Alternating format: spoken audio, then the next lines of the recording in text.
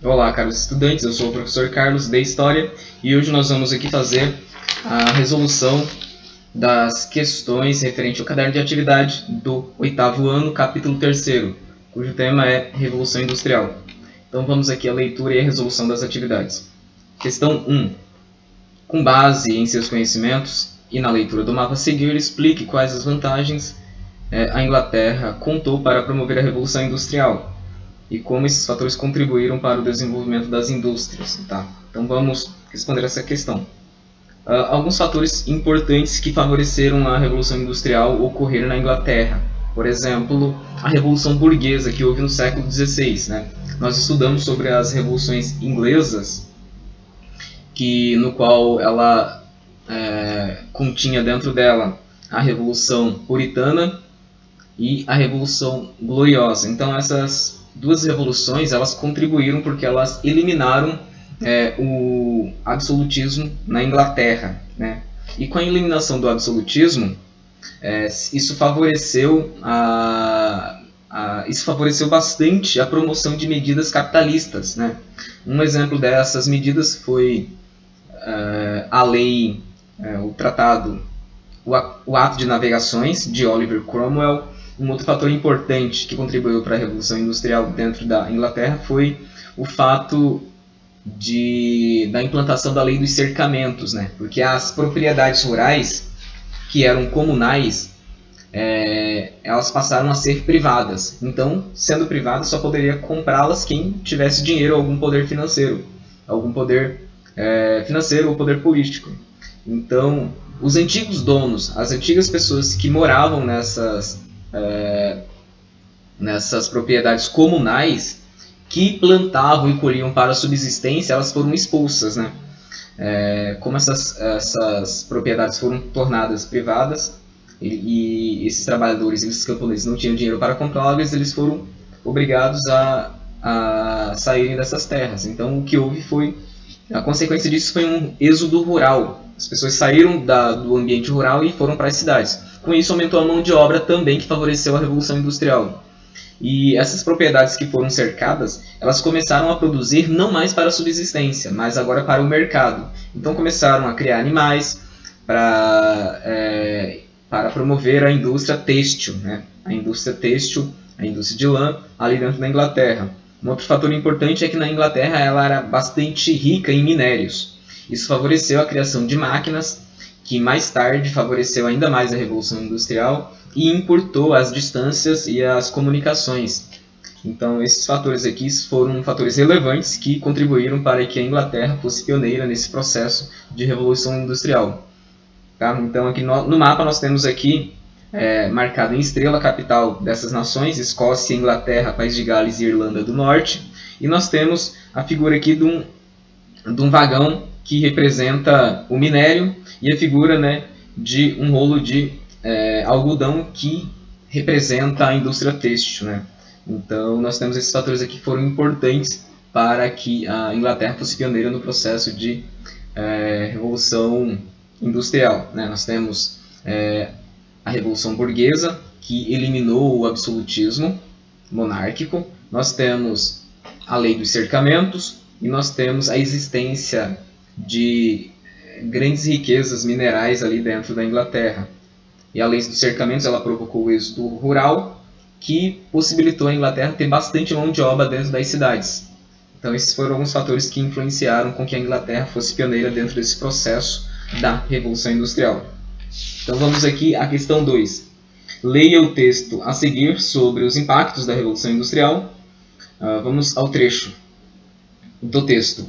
Conforme observado pelo historiador Eric Hobsbawm, a Revolução Industrial não foi um episódio com princípio e fim, pois sua essência era que, dali por diante, transformações revolucionárias se tornariam a regra. Então vamos aqui, texto aqui chamado de Ian Mortimer, Séculos de Transformações, 1000 anos de história, qual século passou por mais transformações e qual a importância disso, né? Foi publicado no Rio de Janeiro pela editora Diffel em 2018, né? E esse trecho foi tirado da página 256 deste livro. Vamos lá, a questão. Explique por que o autor se refere a transformações revolucionárias provocadas pela Revolução Industrial e quais foram elas, quais foram essas revoluções, quais foram essas transformações. Bom, a Revolução Industrial ela provocou mudanças no modo de trabalhar. Por exemplo, antes da Revolução Industrial, o modo de trabalho era regido pelo tempo natural, né? O sol, a noite, o frio, o calor. Então, e o trabalho era realizado por um artesão, né, que tinha domínio de toda a estrutura do seu produto. Então, se ele fosse fazer por exemplo, uma peça de roupa, ele saberia fazer isso do início ao fim, né, sozinho. E o trabalho dependia exclusivamente dele. Com a Revolução Industrial, o tempo da produção passou a ser regido pelo relógio e pelo detentor da estrutura de produção. Isso forjou a criação de duas classes sociais. A classe operária, que eram aquelas pessoas que não tinham capital e não eram donas de estruturas de produção, né, por exemplo, como fábricas, e a burguesia, né, que tinha essa estrutura de produção, que era detentora das fábricas e tal. Então o patrão determinava o horário. Com a Revolução Industrial e as invenções que ela provocou, como luz elétrica, entre outras, possibilitou com que o trabalhador não dependesse apenas da luz natural, mas também da luz artificial. Isso mudou o modo como o ser humano se relacionava com o trabalho, mudou seu modo de vida, na verdade. Então, essas transformações elas foram importantes.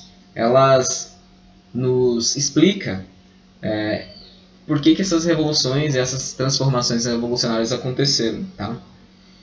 Então, vamos aqui à questão 3. O texto a seguir trata das mudanças sociais e urbanas provocadas pela Revolução Industrial na Inglaterra. Leiam com atenção.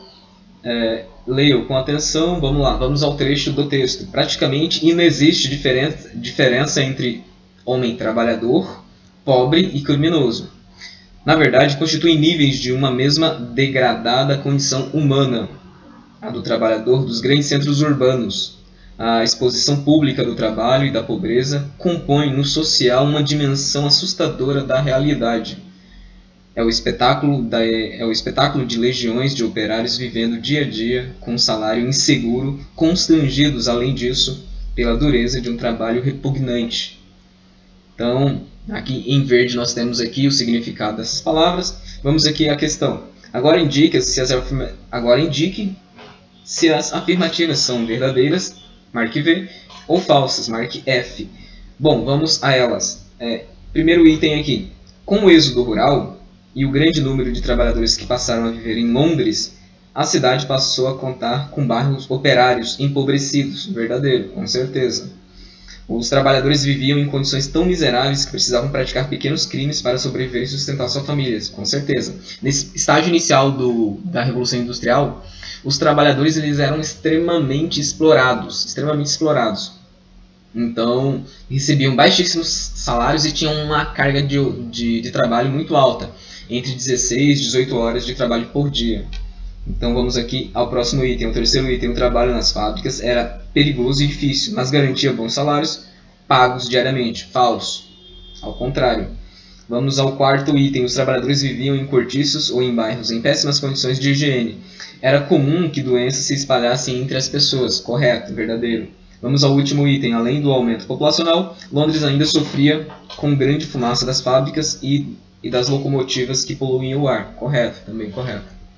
Vamos aqui, então, à questão 4. Os trabalhadores das fábricas não aceitavam passivamente a forma como eram tratados.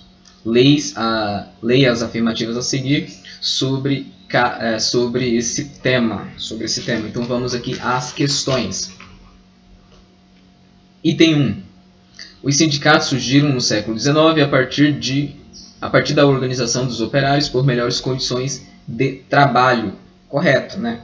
Então, a partir do século XIX, 1800, né? O ano de 1800, o ano 800 todo, começaram a existir sindicatos dos trabalhadores que lutavam por melhores condições de vida e de salário. Vamos ao item 2. As exigências dos trabalhadores incluíam a constituição de um partido político formado apenas pelo operariado, para garantir o atendimento às suas reivindicações.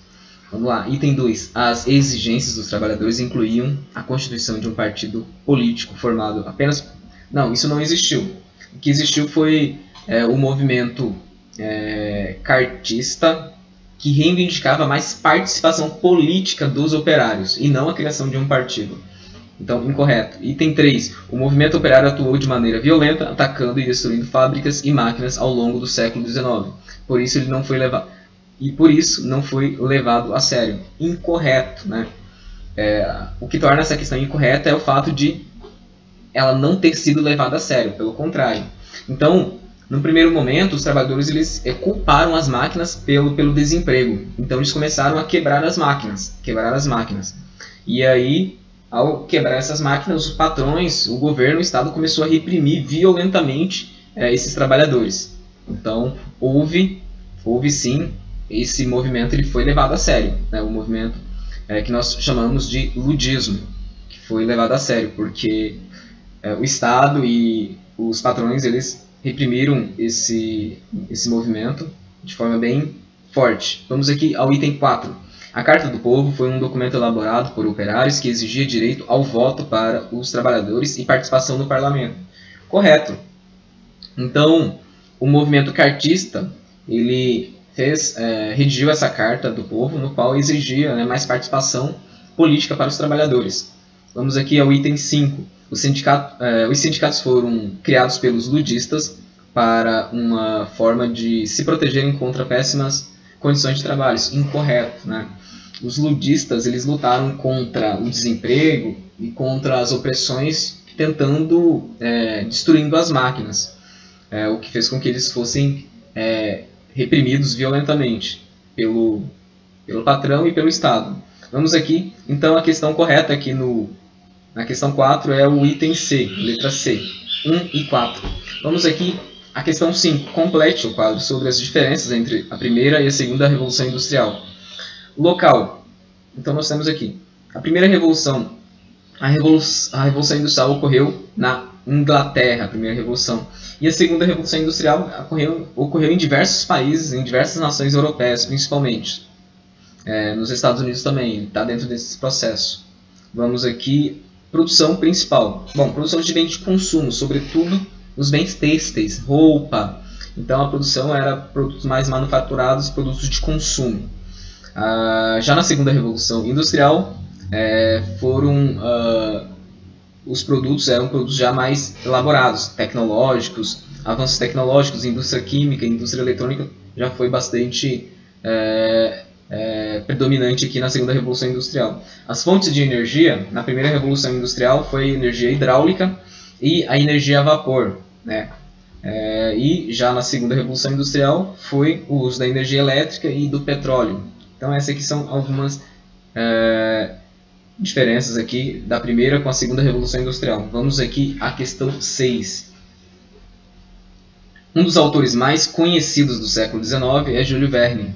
O escritor é responsável por obras como 20.000 Léguas Submarinas, A Volta ao Mundo em 80 Dias e A Viagem ao Centro da Terra. Esses livros têm em comum o fato de apresentarem situações até então inimagináveis para o ser humano, mas que pareciam possíveis por meio de inovações tecnológicas, que se tornavam disponíveis na época. Como a produção literária de Júlio Verne pode se relacionar com o contexto industrial e tecnológico do século XIX.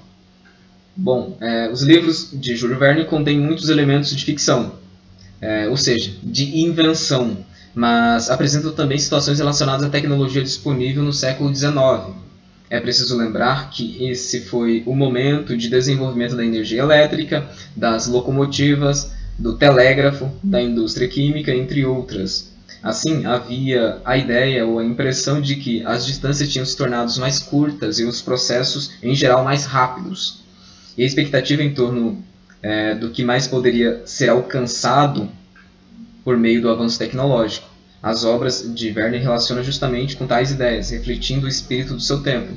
Então, essas obras de Júlio Verne, elas se conectam com a Revolução Industrial, porque dentro dessa obra, ele coloca várias tecnologias, vários avanços tecnológicos ali. Por exemplo, para você, 20 mil léguas submarinas. Então, ele coloca lá tecnologias que permitem, né, você ficar bastante tempo debaixo da água, com 20 mil léguas submarinas.